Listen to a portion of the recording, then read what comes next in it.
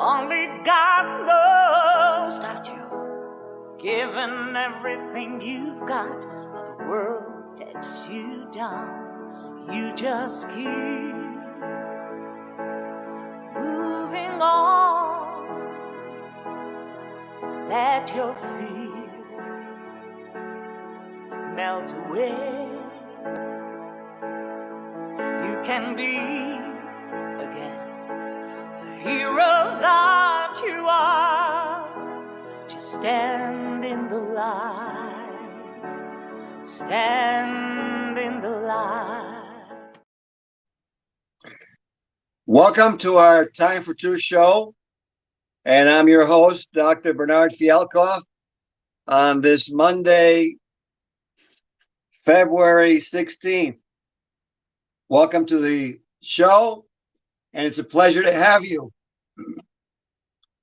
As Judy was saying, sometimes it gets a little bit hard, and this past year has definitely been that way. It's been tumultuous, to say the least, and we all are the heroes. We're coming through this. We're working together. Tonight we have a very exciting show. It has to do with human rights, and we have an international human rights medal winner because of how much he's done internationally. Very happy to have him with us tonight. And we want to take a look at what's happened over the past year. And when we talk about human rights, one of the things we have to realize is how lucky we are to have each other and why we should respect each other's human rights. The show that we're on tonight, there's someone making the electricity, the internet, someone who's provided us the cameras, the people who provide us our food, the people who work at the stores that we shop in and day out. Myself in the health profession, the health professionals who help to keep us healthy, the counselors, the educators, the politicians who organize, the media. All of us are really working together. And without that, we would be back in very barbaric times. So tonight's show is a very important show because I feel that we take much too much for granted. We have too much, and we need to actually acknowledge and be grateful for so much of the things we have. And so tonight we will discuss human rights and the gift that we give each other when we acknowledge each other. So I want to actually welcome to our show our guest, and I want to tell you a little bit about Mr. Raul Arias, who is coming to us from Mexico. Raul volunteered for Youth for Human Rights campaign since 2004. It's been over 16 years now. And in 2010, he became the executive director of Youth for Human Rights of the entire country of Mexico. In 2014, he took over the presidency of the organization in Mexico. And in 2017, the directorate of the entire organization in Latin America. He has given presentations to thousands of people of all ages in Mexico and more than 20 countries around the world, promoting education and human rights, tolerance, and peace.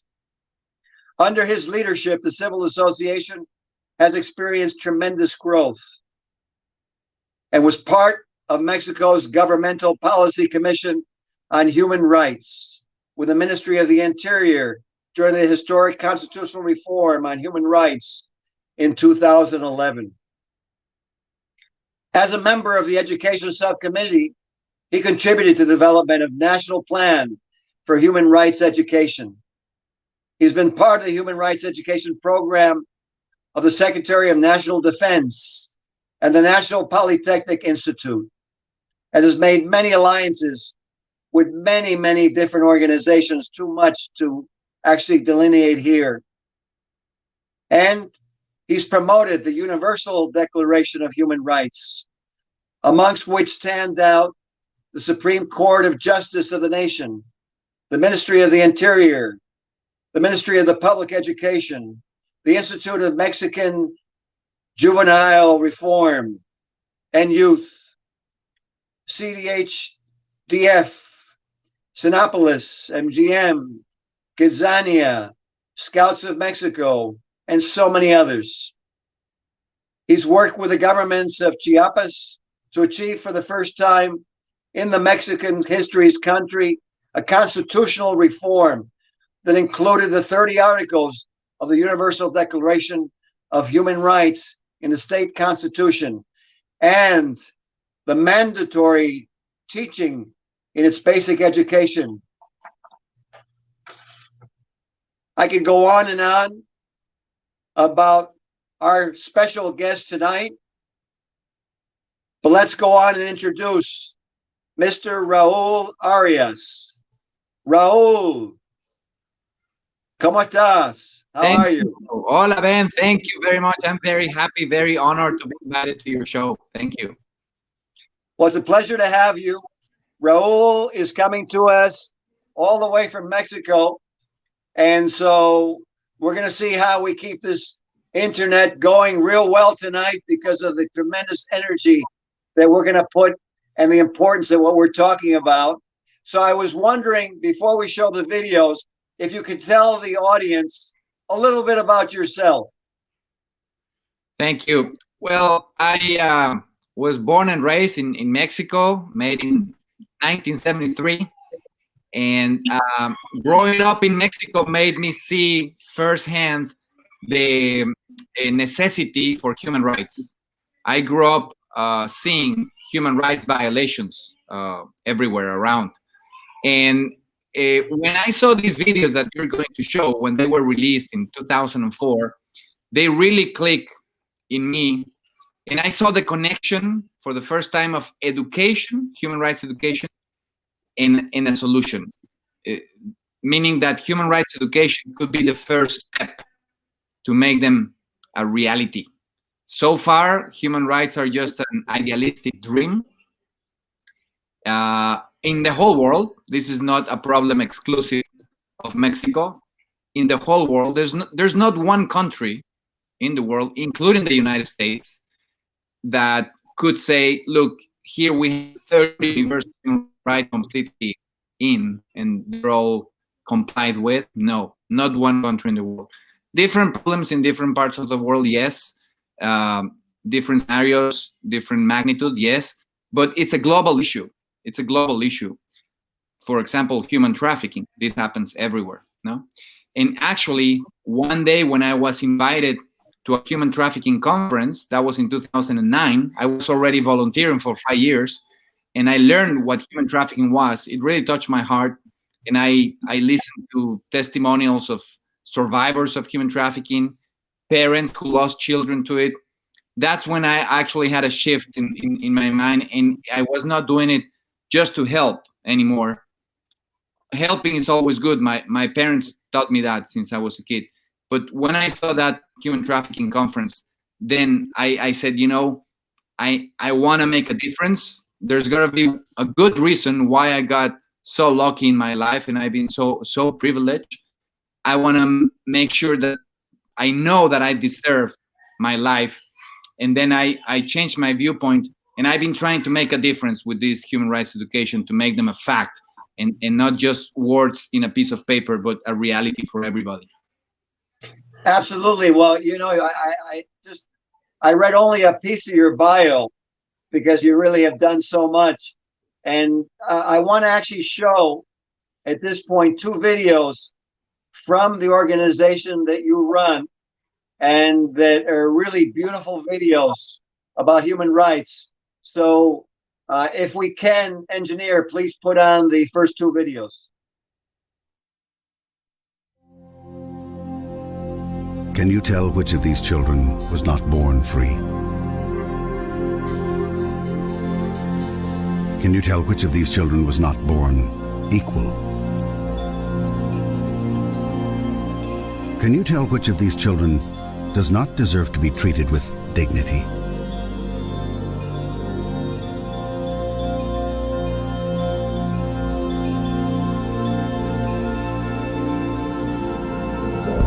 We can't either.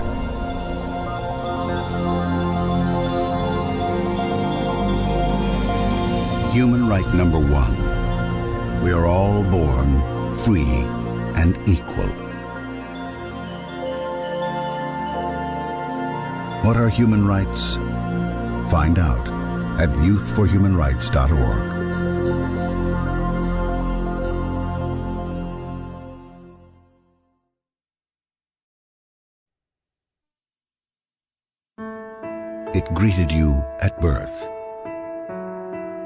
It was there for your first step, your first mistake, your first kiss. It's with you when you win, when you lose, when you pick yourself up again. In every moment, you can feel it.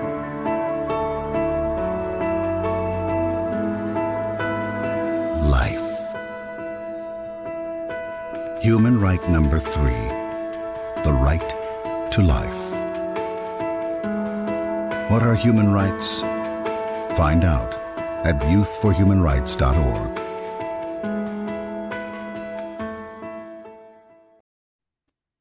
Stupendous.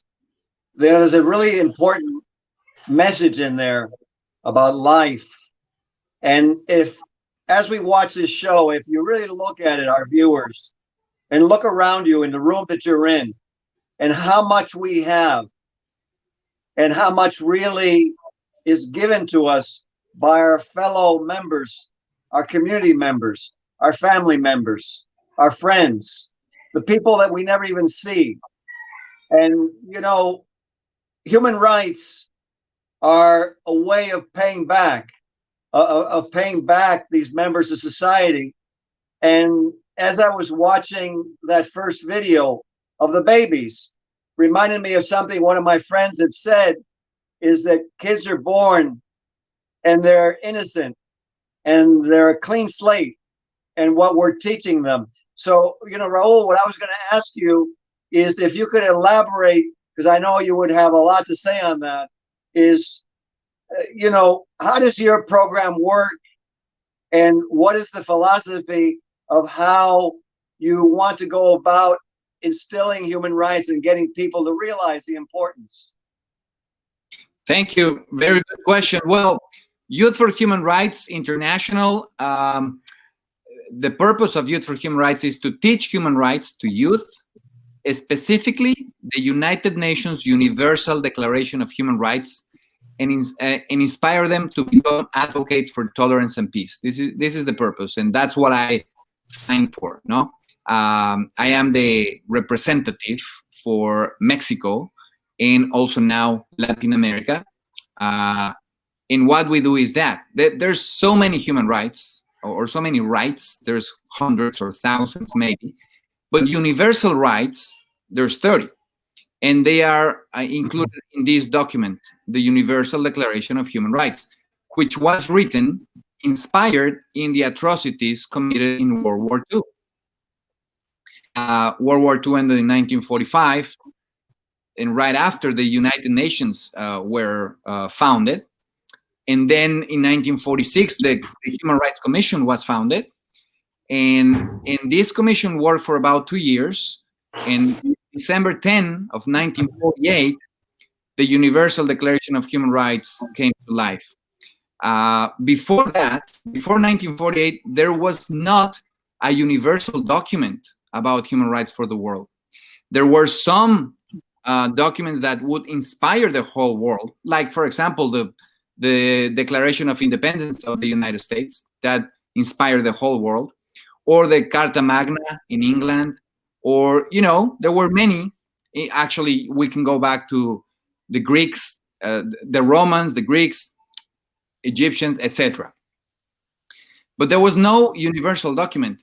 And so this was a really historic moment in 1948. And at that time, there were about 50 nations in the UN. Today, there's 193. And it has been approved or adopted by all of them. This is historic, it's one of the most important documents in the world. However, and sadly, almost no one knows about it. It's very unknown. I think it has been forgotten in a drawer, and it's full of dust. And if you go out and ask the people, and I invite your viewers to do this survey, ask anybody you know, do you know the Universal Declaration of Human Rights? Do you know how many human rights you have? And you will see, because we did this survey in the whole world, 90% of the population of this planet will be unable to name more than 3 of these universal rights. And this is a problem, because when there is no knowledge, there is no responsibility, and there is no control. However, but on the other side, if you raise the awareness on anything, automatically you raise the responsibility, and that's what we want to do. What you saw in this video, number 1, this is the beginning of the declaration. We are all born free and equal. I grew up in Mexico, learning and listening all the time that we were a third world country. And I remember how disappointed I was that I was born in a third world country. I said, how come, how come I didn't even make it to the second world? Why the third world? and this was like something I was carrying with me. And then when you grow older and learn about this, we are all born free. There's not 3 worlds, there's 1 world, and there's 30 human rights, for example, in my country, there's many problems, like I said, about human rights. We are a rich country. Like if you know Mexico, the soil in Mexico, anything you throw, it will grow. Even if you don't do anything, it will grow. It's a very rich soil. We have silver, we have gold, we have oil. We have, I think it's 2,000 kilometers of shores. So if we only ate fish, we would never be hungry, However, 60% of our population is poor. That doesn't make any sense. It doesn't make any sense. So, we are not in the game of blaming or pointing fingers. Of course, there's got to be people responsible, yes. But what we are doing, and it's okay for organizations who have this mission that to expose violations, yes, this is needed. But what our organization does is plants the seeds by educating, by giving this knowledge. And by doing this, planting the seeds in fertile soil of the youth, then tomorrow we will have these fruits of peace, of prosperity, brotherhood, fraternal love. All these things are easy to learn, but someone has to teach them. And I think that's what Youth for Human Rights does, teaching these universal values. If you read these 30 human rights, you will see they apply to anything. Actually, I apply them to educate my kids. If you see that they have applications in all life, and it's granting the importance, the dignity to another human being. It doesn't matter their race, their color, their political views, their religion, whatever difference we have, as long as we are humans, we all share these same principles. And that, I think that's what Youth for Human Rights is about, and that's why I'm very passionate about it. Well, it makes a very interesting statement to look at that you mentioned before. And it's kind of correlates to what I said at the beginning of the show, how we need to appreciate each other. And at the same time, you wonder, like you said, why is it if we really cooperate so well inherently? Because if you really look at it, no matter where you go, really, human beings end up cooperating and they end up taking on different roles. And it's magical when you fly into New York or you fly into any city and you look down at that city, there are people doing all different occupations just because they want to. sure that there's argument or discussion, but I don't know any family, no matter how much they love each other, that's part of life. but but you bring up some very good points. So what I want to ask you, because you started to get into it, so can you give me some of the human rights that are in that declaration that's part of the program, and how it works? How do you go about teaching? Is there a way that you do it? Go ahead, tell us a little bit about that. Absolutely. There's some very simple tools that we have, very easy to use materials and easy to understand materials, like the videos you're showing and some booklets. The booklets we have that you can download on PDF format for free on the internet. It's a simplified version of the Universal Declaration of Human Rights in a very simple language that anybody can read and understand. And there's courses. I can share the links if you want, that are for free. There's an introductory course that in 2 hours you can do it, and you can learn the 30 human rights. And then if you want to learn more, a little bit more deeper, there's another course in the Youth for Human Rights website. And then if you want to go even deeper, there's another one for university students or professors that is called United Human Rights. And what's included in this document is a very good question. We can divide it in four. The first two rights, the one that you show the video, is we are all born free and equal. And the second one is the right to not be discriminated against for any reason, in any way. So those two state the universality of it, how they're universal.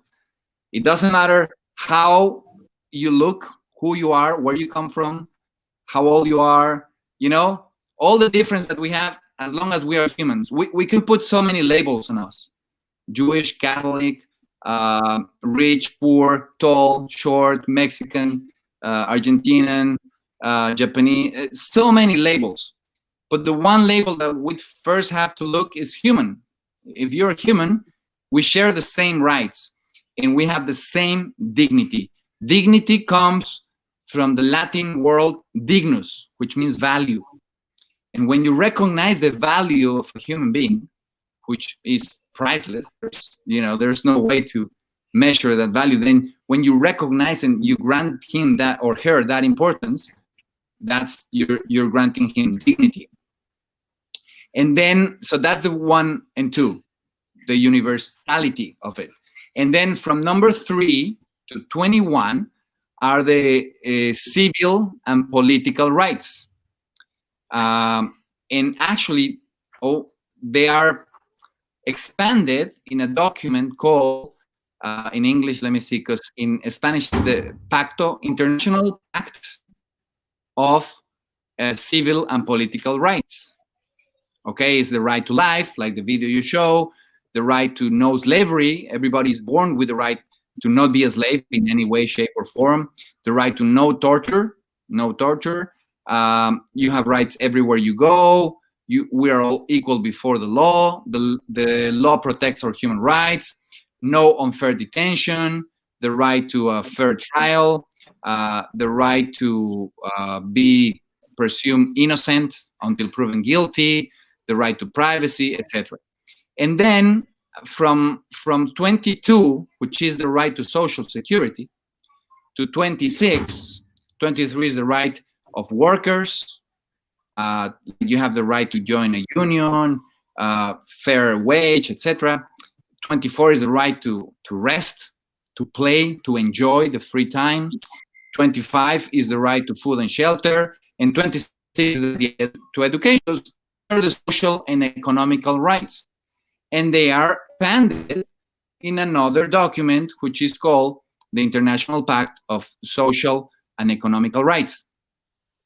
In these three documents, the Universal Declaration of Human Rights, the International Pact of Civil and Political Rights, and the International Pact of Social and Economical Rights, these three are known as the International Chart of Human Rights. So that would be like the basic, no? And then we have the human right, I forgot about number 27, which is also social right, which is the right to culture, science, art. This is so important that it's actually included in the human rights, or the copyright, when you create something artistic or literature, you have the right to get all the benefits from it because it's so valuable for the civilization. So then the last three, 28, 29, and 30, cover our responsibilities. 28 is the right to a fair and free world. It would be useless to have 1 million human rights if we cannot go out because we are afraid they're going to kill us, or because there's no air to breathe, or there's no water to drink or food. So the right to a fair and free world, to a place in an environment where we can enjoy these rights, it's a human right. And in a fair and free world doesn't mean a world where, like you said, where no one is arguing with anybody, where everybody dressed the same color, everybody likes the same team. This is impossible. This is never going to happen. But at least a world where children have food on the table, where they can go to school, when they can have, something to wear, to level the playing field. And then the number 29 is the right to a responsibility, to take responsibility. Most people don't even know that is a human right. We have the right to take responsibility. You don't have to ask permission for anybody to change the world. You can just speak out and raise your voice and say, I don't agree with this. And if you keep raising your voice, you will see that you're not the only one. And you have the right to actually take responsibility. And then the number 30 is no one can take away your human rights. People can pretend they don't exist. They can ignore them, but they cannot change the fact that they are yours. Governments are not giving human rights. Governments have the responsibility to guarantee them, but human rights come from nature. So that's how I would divide the Universal Declaration of Human Rights in these 4 sections. And if you look at it, it's a very good way, very sane, rational way to found a civilization. And what we're trying to do. Absolutely, Raul. I was going to say, as you were speaking, there was a comment I wanted to make, because you brought up some very good points. And here we are all working together and coordinating. And if you really look at it, let's look at it. Like, sometimes I think human rights are taken away. Why? For monetary reasons. Somebody wants to have a lot of economic resources to the adverse effect of others. And, or they don't think that they need to help others. But if you really take a look at that, and, I've always wanted to bring this out, is imagine someone had all the money in the world, and they had all the airplanes and the buildings, but they didn't have any friends, and they didn't have any other human beings. Not only would they perish very soon within all of the buildings and money and gold and airplanes, they'd have no one to help them. They'd have no one to fix anything. They'd have no one to relate to. And I think it's important when we watch the show, we have, Mr. Arias on the show, that we take a look at the importance of human rights, because we do so much for each other. Raul, you sent me a video on the history of human rights, and you were detailing about how the United Nations formulated this after World War II, which obviously in mankind was a very important point in time, with the horrific violations that occurred, unfortunately, in World War II. So let's do this. Let's, for the audience, let's play that video. Peter, the video is the one on the history of human rights, to make sure we have the correct one. I'm not sure if it's 3 or 4, but the history of human rights.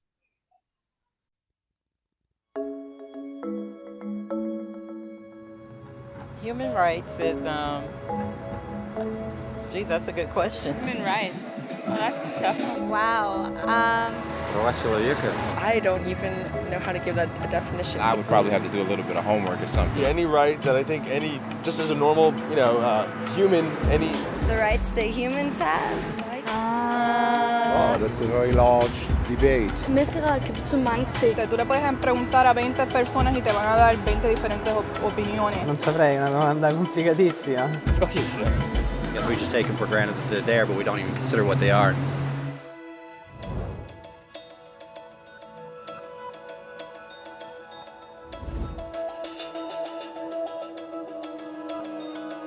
Human rights are the rights you have simply because you're human.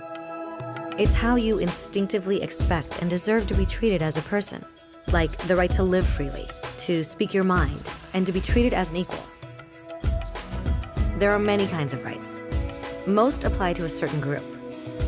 But human rights are the only ones that apply to absolutely everyone, everywhere.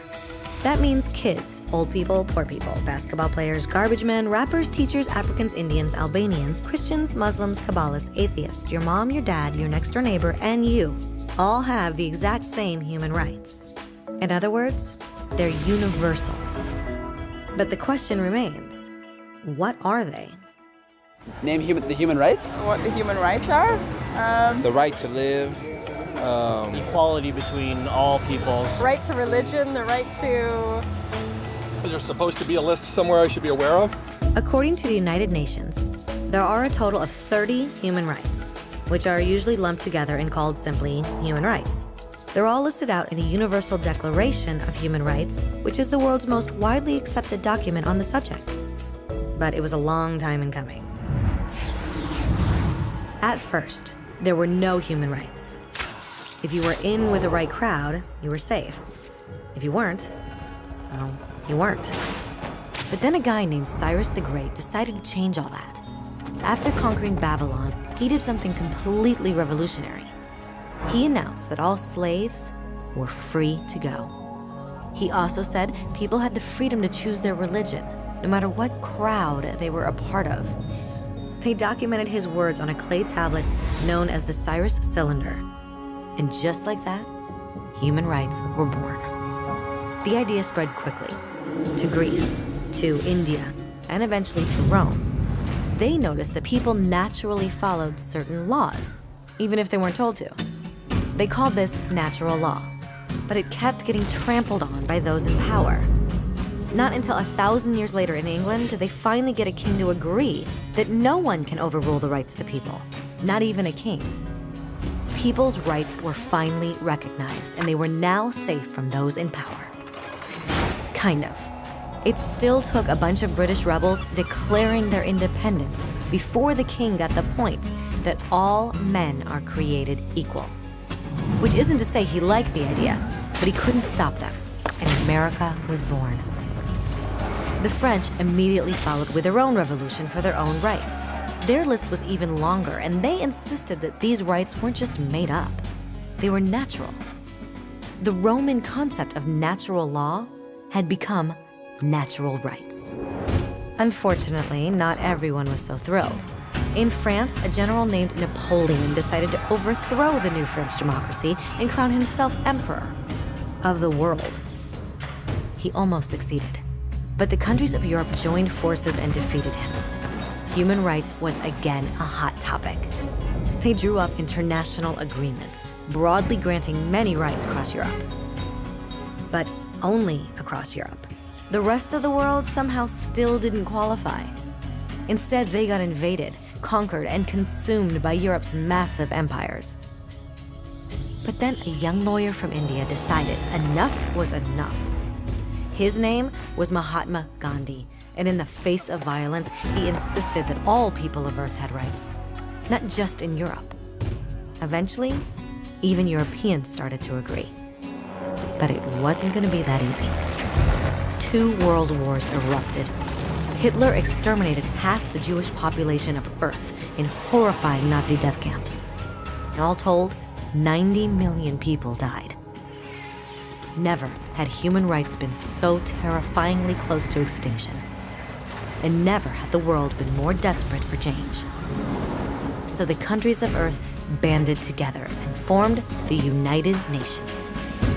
Their basic purpose was to reaffirm faith in fundamental human rights, in the dignity and worth of the human person. But what were human rights? Were they the proclamations of Cyrus, the natural laws of Rome, the declarations of France?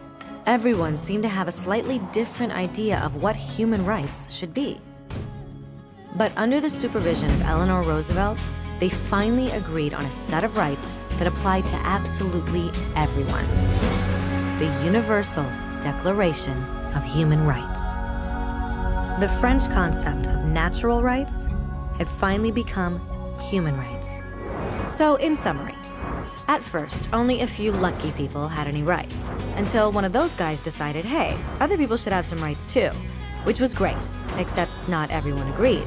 And it only took a few thousand years of fighting and declarations and more fighting until everyone finally agreed that human rights should apply to everyone. And they all lived happily ever after.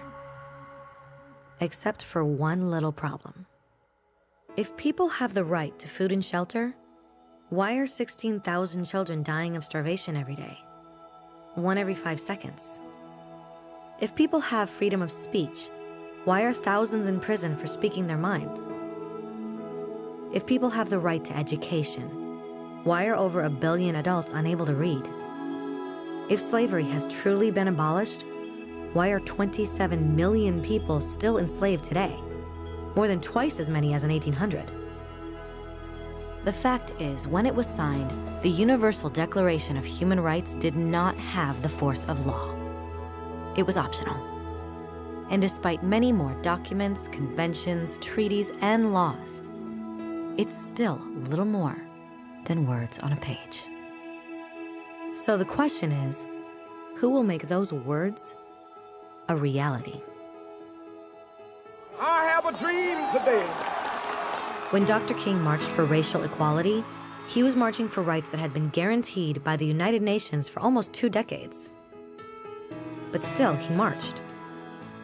When Nelson Mandela stood up for social justice in the 1990s, his country had already agreed to abolish such discrimination for almost 40 years. But still, he fought. Those who fight today against torture, poverty, and discrimination are not giants or superheroes. They're people. Kids, mothers, fathers, teachers, free-thinking individuals who refuse to be silent, who realize that human rights are not a history lesson. They're not words on a page. They're not speeches or commercials or PR campaigns. They are the choices we make every day as human beings. They are the responsibility we all share to respect each other, to help each other, and to protect those in need. As Eleanor Roosevelt said, where, after all, do universal human rights begin? In small places close to home. So close and so small that they cannot be seen on any maps of the world. Yet they are the world of the individual person, the neighborhood he lives in, the school or college he attends, the factory, farm, or office where he works.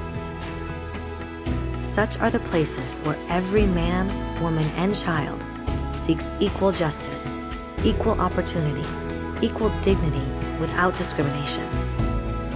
Unless these rights have meaning there, they have little meaning anywhere.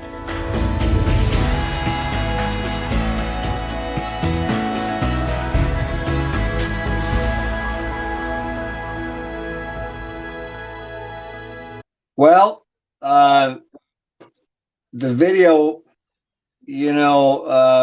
is amazing information on the history of what's been happening. And, I was going to ask you, because you've been very modest. I know you've been at the United Nations many times. And so I wanted you to, speak to the viewers and let them know the different events and what's happened at the United Nations with the program. Yes, Youth for Human Rights, it's a nonprofit organization, and it has presence in over 150 countries. And every year they do an event in the United Nations, our Youth for Human Rights International Summit. And we bring kids from all over the world. There's about 70 nations, 70 that gather together just of logistics. It would be impossible to bring the 150 countries in one weekend. But we have like 70 nations together or more. And we bring diplomatics, ex-presidents, Nobel Peace Prize winners, governors, people who come to speak to inspire these youth.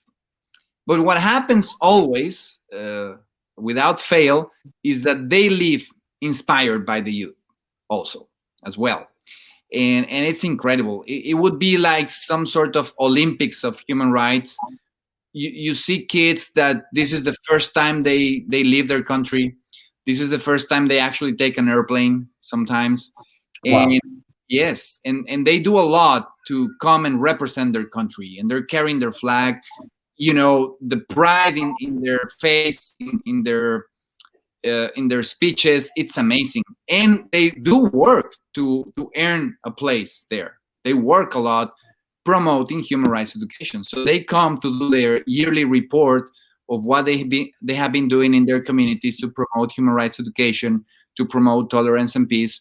And it's just incredible. If you are watching this and you're interested, it's one of the best experiences in my life. I tell you, it's my favorite weekend of the year.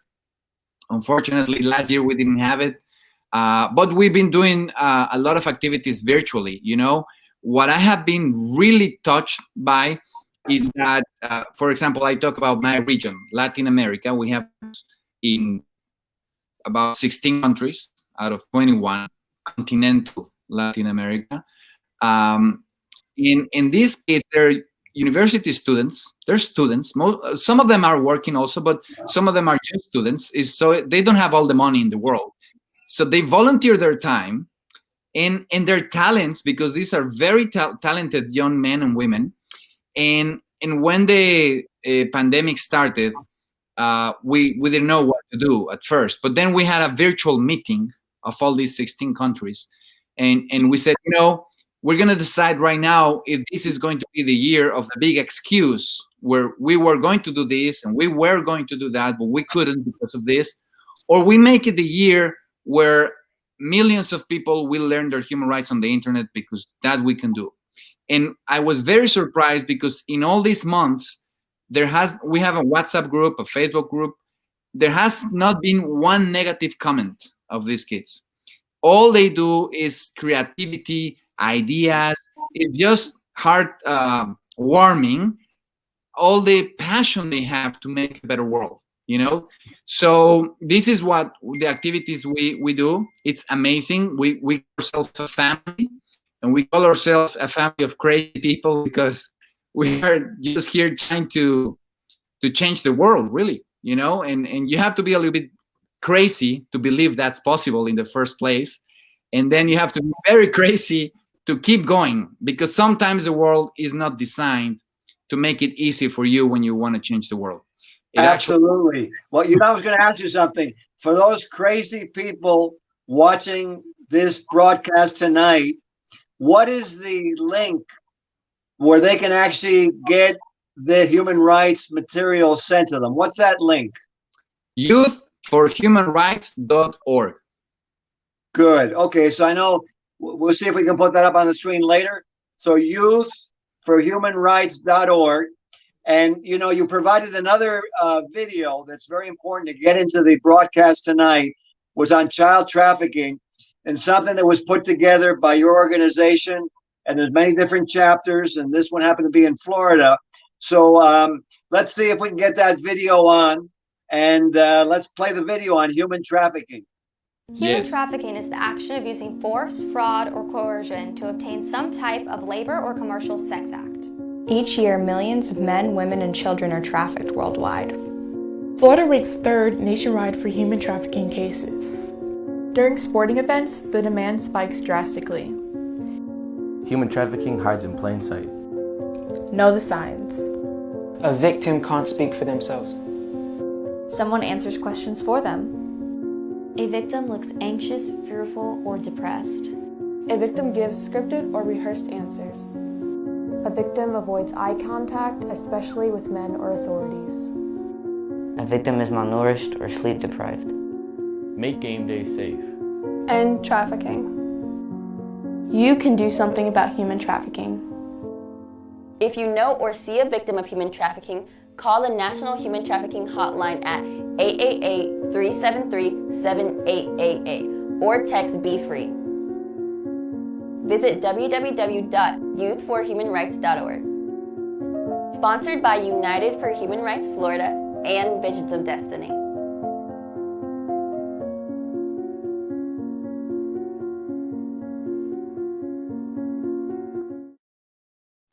That's beautiful how they got the high school students involved in that campaign.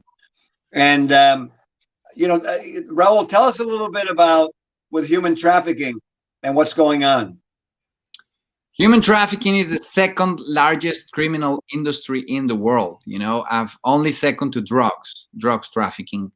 And some reports say that it could become number one. But besides the statistics, just the fact that we think that as a society we have learned to tolerate human trafficking, the trafficking of human beings for money, not only tolerate it, but create a market for it, it's insane. There's an estimation of 40 million slaves in the world today, according to the Global Slavery Index. 80% of them are women and girls. Wow. There's many ways of human trafficking, but I can probably summarize it in three. Could be traffic of organs. Like in movies we have seen, a tourist wakes up in a hotel in a bathtub with ice and he's missing a kidney or something. That still happens. It's probably about 5% of the industry. Then forced labor, which happens in many ways, in farms, in factories, picking strawberries or cotton or coffee, etc. Or sexual trafficking, sexual exploitation, which is the largest part. Sexual exploitation could be prostitution or pornography. Prostitution, it means someone selling their body for an exchange of money. Human trafficking means someone is forced to do it. So it's different. It's two different concepts. And there's an organization in France that did a study in 70 nations, 70, and they said that 90% of what we call prostitution, in fact, is human trafficking. Because there's this myth that we have that we see a girl in the streets and we say, oh, she likes it or she doesn't know better or whatever we think.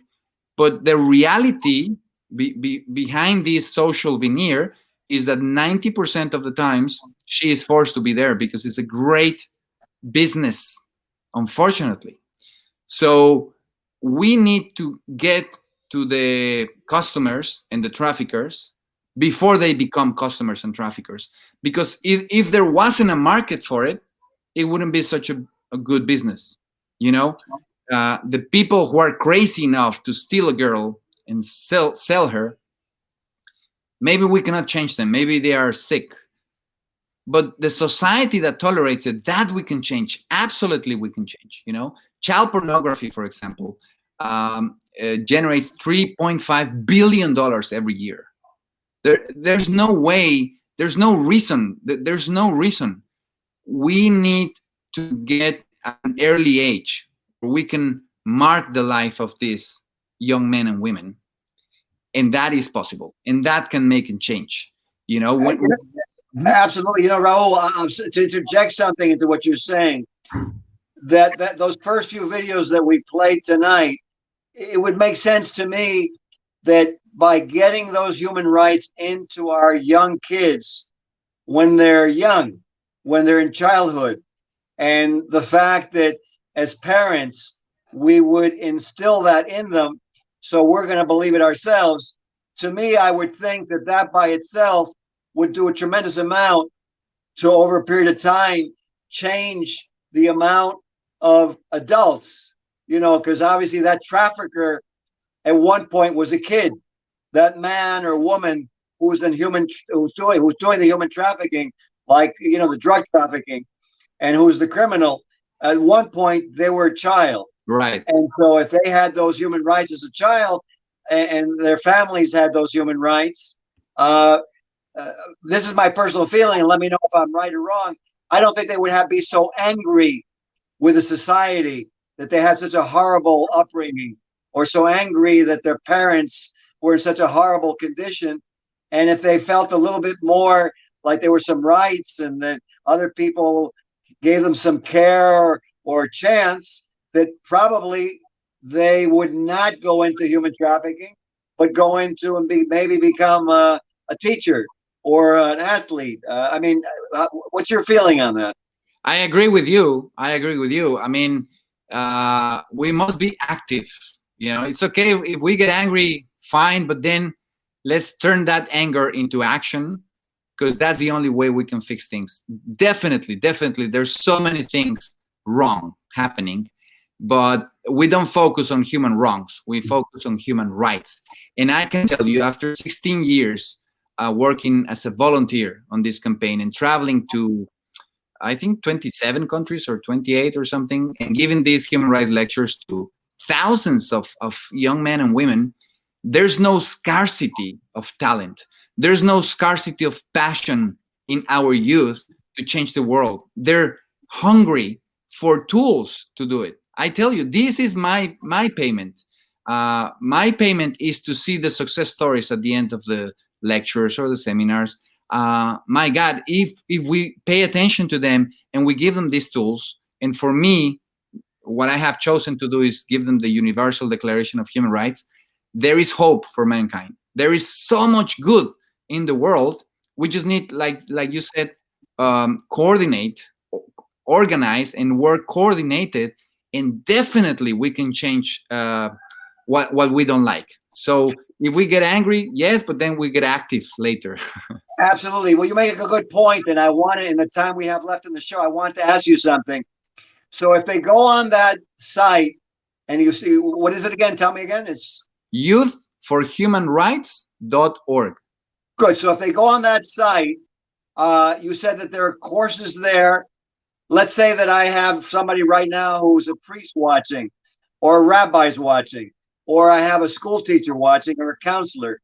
They could go on that site, and there are courses there that they can take. Is that right? That they can learn how to actually teach this? They can take the course themselves. They can deliver the course themselves, both online or physically. They can sign up, and they will receive a package on the mail for free at no cost. The organization sponsors this, of an educator. We call it educator kit. It has a lesson plan, right? And yes. It's 11 lessons, very simple. Anybody, it's made in a way that add water and mix, like that. And they can receive the videos that you were showing, all of the 30 rights on a public service announcement format, 1-minute video, or the documentary that you show, that I love this documentary, The Story of Human Rights, is 10 minutes video. They can get all these tools for free at no cost. What we want is for them to use them, because we believe that, there's a quote from Mary Shuttleworth, the president of Youth for Human Rights International, one of my mentors. She says, the question is not how much would it cost to teach human rights. The question is how much is costing us not to do it. Very good point. The reality is, if you look at it, it's causing war, it's causing death, it's causing drug addiction, and all of these maladies that we're being faced with. I think that one of the things we have to take a look at, to the viewers out there who have families like you and I do, and I saw earlier in the show your son or your daughter ran by in the background, but that's wonderful. That's life. Without children, there's no future. So, we really got to take a look. And I think your program is great. That, I would say to those watching, by all means, go and get on that site, look at it, let other people know about the site. I wanted to ask you, what kind of help or what would you like to see? Because I know that you're an international educator in human rights. So we have about a minute and a half left. What would you like in a very short soundbite? What would you like the viewers to do so that we can make an impact on human rights? I would like to go to the website and do what they can. If they feel it in them, do it. Because after working so many years in this, I can tell you this idea of freedom, of respect, of dignity, of tolerance, of peace is more contagious than any virus that can ever exist. So today we're living challenging times. We can be worried if we watch the news, but if we do something and speak out and raise our voice, we will see we're not alone. There's so many people trying to change the world, and if we organize and united for human rights, we can definitely make a difference. That's what I would like. Just watch, and if you think it's something for you, do what you can. Well, you know what? You got me won over, so I'm going to go watch. I'm glad I had you on the show. And in 20 seconds, what's the last statement you would like to give those viewers out there on A Time for Truth? Go ahead. Thank you for watching. Ben, thank you for inviting me. You are an amazing advocate for drug education. I admire your work, and you have inspired me, even though we're in different subjects. But thank you for this. And your watchers, I respect them very much just because they're your watchers, and I'm very honored to be here. So thank you very, very much. Well, thank you for tuning in. We had a little bit with the internet, but what are you going to do? You know, that happens at times. But it was a great show. And now at the end of the show, I want to just let the viewers know we have a great song that we're implementing with a show from Judy Bahar, who is down in Clearwater. And she did a show earlier in the year on how to sing. So we're going to end off for tonight. We will see you next week with another episode of A Time for Truth. And thank you, Raul Arias. Do well. Thank you, Ben. Only God knows that you've given everything you've got, but the world takes you down. You just keep moving on. Let your fears melt away. You can be again hero that you are. Just stand in the light. Stand in the light.